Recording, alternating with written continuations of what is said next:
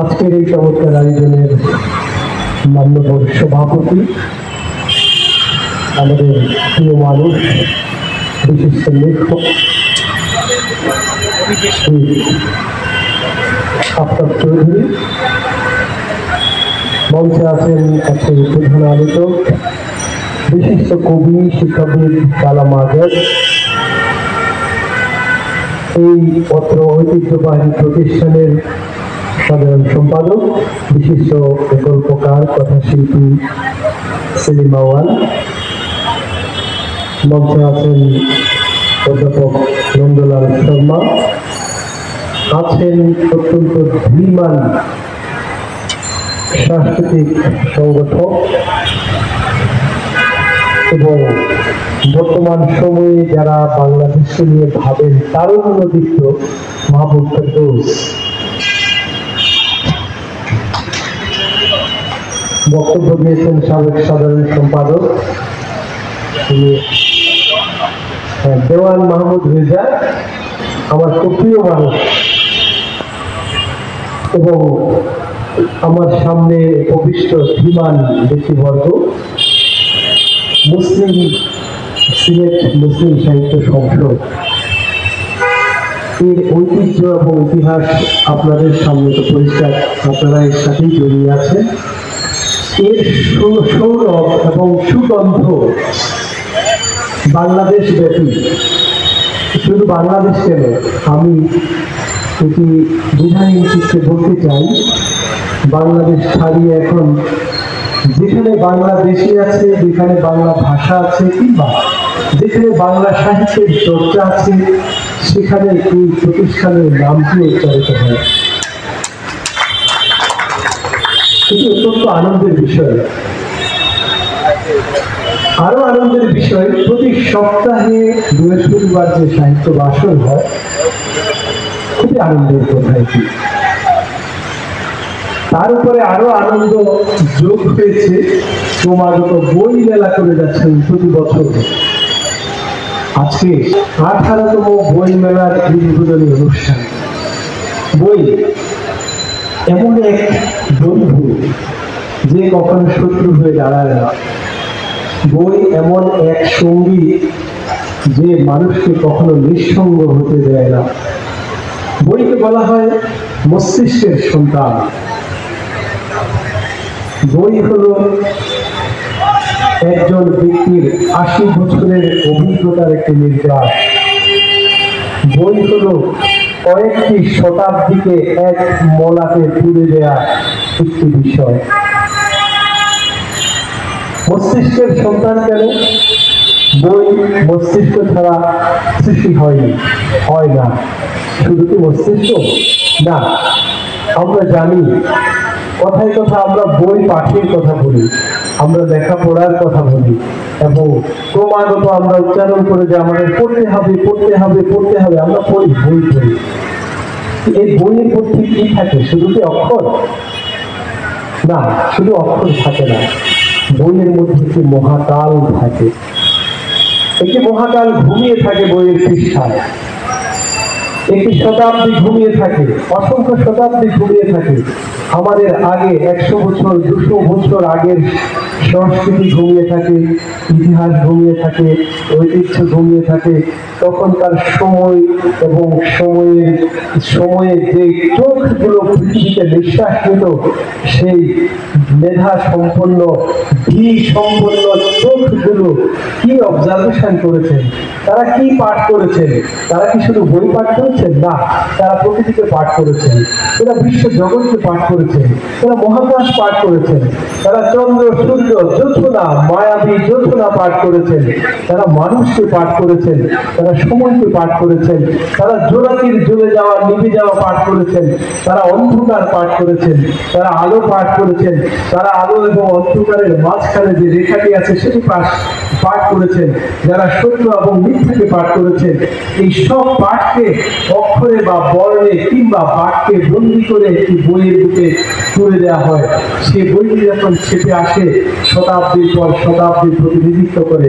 আমরা যখন একটি বই পড়ি তখন আমরা একটি শতাব্দী আগের মানুষের সাথে কথা বলি। আমরা যখন বই পাঠ করি তখন আমরা 100 বছর আগের পৃথিবীকে দেখি। আমরা যখন বই পাঠ করি তখন 200 বছর আগের সমাজকে আমরা পাঠ করি। এই যে বইয়ের পাঠ 200 বছর, 300 বছর, 500 বছর, এমনকি 1000 বছর আগের যে গ্রন্থ লুকিয়ে আছে বইয়ের মধ্যে বা গ্রন্থের মধ্যে লুকিয়ে আছে 1000 বছর, সেগুলো আমরা পাঠ করি। ফেরদৌসীর শাহনামা আপনারা জানেন প্রায় 1000 বছর আগে কিংবা তারও একটু বেশি হবে। সেই ফেরদৌসীর শাহনামা পাঠ করে আমরা পুলকিত হই, রোমাঞ্চিত হই, আনন্দিত হই। আমরা কোথাও কোথাও স্বপ্ন দেখি। আমরা রুমির মসনবী পড়ি 700 বছর আগের লেখা। আজকের পৃথিবীতে রুমির মসনবী সবচেয়ে বেশি পঠিত গ্রন্থ। কেন? কারণ রুমির মসনবীর মধ্যে এমন জীবন লুকিয়ে আছে, এমন স্বপ্ন লুকিয়ে আছে, এমন আশা লুকিয়ে আছে যা আজকের তারুণ্যকে স্পর্শ করে, আজকের বার্ধক্যকে স্পর্শ করে। রুমি যখন বলেন, আমি রাতকে বলেছি চাঁদের সাথে তোমার প্রেম, কেননা তুমি ক্ষণস্থায়ী। রাত আমাকে বলল, আমি তো সূর্যের মুখ কখনো দেখিনি, কি করে জানবো প্রেম দীর্ঘস্থায়ী? এই যে বর্ণনা, কিংবা আমি যখন আমাকে ভালোবাসি আমি তোমাকেই ভালোবাসি, আমি যখন তোমাকে ভালোবাসি আমি আমাকেই ভালোবাসি। এই বিস্ময়কর বর্ণনা।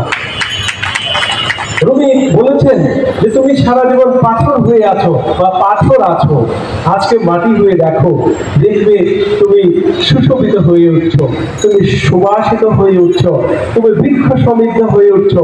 তোমার ভেতর থেকে সবুজ ঘাস জন্মাবে, সবুজ বৃক্ষ জন্মাবে, ফুলের গাছ জন্মাবে, ফলের গাছ জন্মাবে। সুতরাং পাথরে কোনো বৃক্ষের জন্ম হয় না। তুমি পাথর ছিলে, এখন মাটি হয়ে যাও। এই যে মাটি হওয়ার বিষয়টি, এটি কি? এটি হলো মানুষকে মানুষ হতে বলা। আজকের সমাজের দিকে আমরা তাকালে দেখব যে যারা মানুষের কথা বলে, যারা মানুষ হবার কথা বলে, তাদের কথাকে খুব বাঁকা চোখে দেখা হয়, শোনা হয়। কেননা মানুষকে মানুষ হবার কথা কেন বলবে? মানুষ তো মানুষ, এত মানুষ হবার কথা বলতে হবে কেন? সেটি আল্লামা ইকবাল বলেছেন। ইকবাল তার কবিতায় বলেছেন যে মানুষের মনুষ্যত্ব হলো সবচেয়ে সম্মানের বিষয়। আদমিয়ত ইহতিরামে আদমি বা খবরশুদ আজ মাকামে আদমি। এই যে আদম, এই যে মানুষ, মানুষের ভেতরে আরেকটি সত্তা বিরাজ করে, আরেকটি মানুষ বিরাজ করে, সেই মানুষের নাম হলো মনুষ্যত্ব। যার ভেতর মনুষ্যত্ব নেই তিনি মানুষ কি করে হবেন? সেই মানুষের অভাবে একটি দেশের কি ঘটে যায় আমরা তার চাক্ষুষ দেখেছি। মানুষের কণ্ঠস্বর স্তব্ধ হয়ে যায়, মানুষের মানবাধিকার লুণ্ঠন হয়ে যায়, মানুষের ভোটাধিকার ডাকাতি হয়ে যায়, মানুষের ব্যাংকগুলো খালি হয়ে যায়, লুণ্ঠন হয়ে যায়। একটি দেশ একটি ডাকাতের রাষ্ট্রে পরিণত হতে পারে যদি মানুষের মধ্যে মনুষ্যত্ব না থাকে। আর যদি মানুষের মধ্যে মনুষ্যত্ব থাকে তাহলে একটি ডাকাতও নিজামুদ্দিন আউলিয়া হয়ে যেতে পারে। প্রিয় বন্ধুরা, আমরা মানুষ হতে চাই।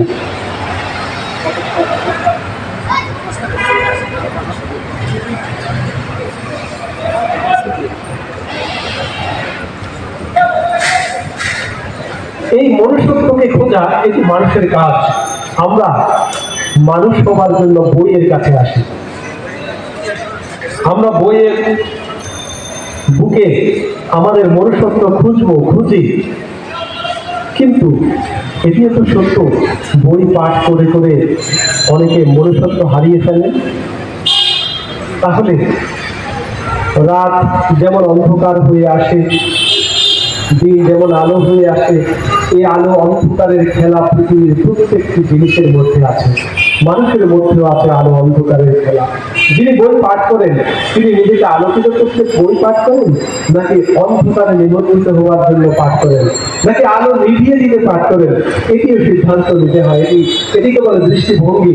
একজন মানুষের জীবনের সবচেয়ে গুরুত্বপূর্ণ সম্পদ হলো দৃষ্টির বৈভব।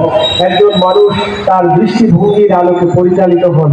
তিনি কি ধরনের পোশাক পরেন, কি রং পছন্দ করেন, কি খান, কিভাবে ঘুমান, কিভাবে ঘুম থেকে উঠেন এবং কিভাবে তিনি বিচরণ করেন, কিভাবে তিনি পদক্ষেপ ফেলেন, কিভাবে কাজকর্ম করেন, কিভাবে তিনি বন্ধু নির্বাচন করেন এবং একজন আরেকজনের সাথে কিভাবে মিশবেন আর মিশবেন না, এই সব কিছু মানুষের দৃষ্টিভঙ্গির আলোকে নির্মিত হয়। যিনি এই দৃষ্টি পোষণ করেন তিনি সেই দৃষ্টিতেই মানুষকে দেখেন, সেই দৃষ্টিতে জীবনকে দেখেন, সেই দৃষ্টিতে তিনি জীবন থেকে মানুষ থেকে রসদ সংগ্রহ করেন। একটি ফুল ফুটলে সেই ফুলে মৌমাছি যায়, সেই ফুলে প্রজাপতি যায়। মৌমাছি মধু সংগ্রহ করে, প্রজাপতি বিষ সংগ্রহ করে। এটি তার দৃষ্টিভঙ্গির কারণে। এটি তার দুজনের দুটো খাদ্য হয়তো বা, কিন্তু দুজন দুটি সংগ্রহ করছে তার দৃষ্টিভঙ্গির কারণে।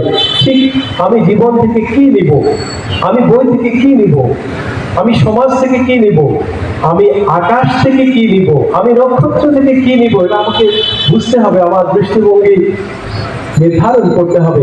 একজন আকাশ দেখে দেখে হয়রান হয়ে ভাবছে এত সূর্য আকাশ, এত বিশাল আকাশ, পৃথিবী থেকে 13 লক্ষ গুণে একটি সূর্যকে কেবল একটি থালার মতো মনে হয়, সোনালী থালা। সে এত বিশাল আকাশ কিভাবে দাঁড়িয়ে আছে খুঁটিবিহীন। তিনি এই ভাবতে ভাবতে শেষ হয়ে যাচ্ছেন, বিগলিত হচ্ছেন। আর আরেকজন ভাবছে যে আকাশ সে উপরে আছে চিরকাল, তাই থাকবে, এই নিয়ে আমার ভাববার কিছু নেই। এটিও দৃষ্টিভঙ্গির কারণে হয়। এই দৃষ্টিভঙ্গি যখন মানুষের বদলায় তখন মানুষ অনন্য মানুষে পরিণত হয়, তখন মানুষের ভেতর মনুষ্যত্ব পয়দা হয়, মনুষ্যত্বের চাষ হয়, মনুষ্যত্ব চাষ করে। ফরিদউদ্দিন আত্মারের একটি দুর্দান্ত কবিতা আছে এরকম, উনসে মতলুব বেজাহা সুদর জাহা হাম তুমিও বাজে জো আগে খুদ নেশা। সারা পৃথিবী যাকে খুঁজে বেড়াচ্ছে তুমি হচ্ছ সেই ব্যক্তি, তুমি তোমাকে খুঁজে বের করো। বিস্ময়কর, নিজেকে খুঁজে বের করা এটি বিস্ময়কর। একদিন গোর্কি গেছিলেন লিও টলস্টয়ের সাথে সাক্ষাৎ করতে। লিও টলস্টয় অনেক লম্বা ঘটনা, সময় নেই। একটি চিঠি দিয়েছেন 2 বাক্যের, বলেছেন একদিন গোর্কি তোমার পাণ্ডুলিপি আমার ভালো লেগেছে, তার চেয়ে বেশি ভালো লেগেছে তোমাকে। এর উত্তরে তিনি 8 পৃষ্ঠার একটি চিঠি লিখেছিলেন লিও টলস্টয়কে। লিখেছেন, প্রিয় লিও, আমার লেখা আপনার ভালো লেগেছে, এটি আনন্দের, তার চেয়ে বড় আনন্দের আমাকে আপনার ভালো লেগেছে। কেননা আমি এটি বিশ্বাস করি একজন লেখককে তার লেখার চেয়ে উন্নত মানুষ হতে হবে।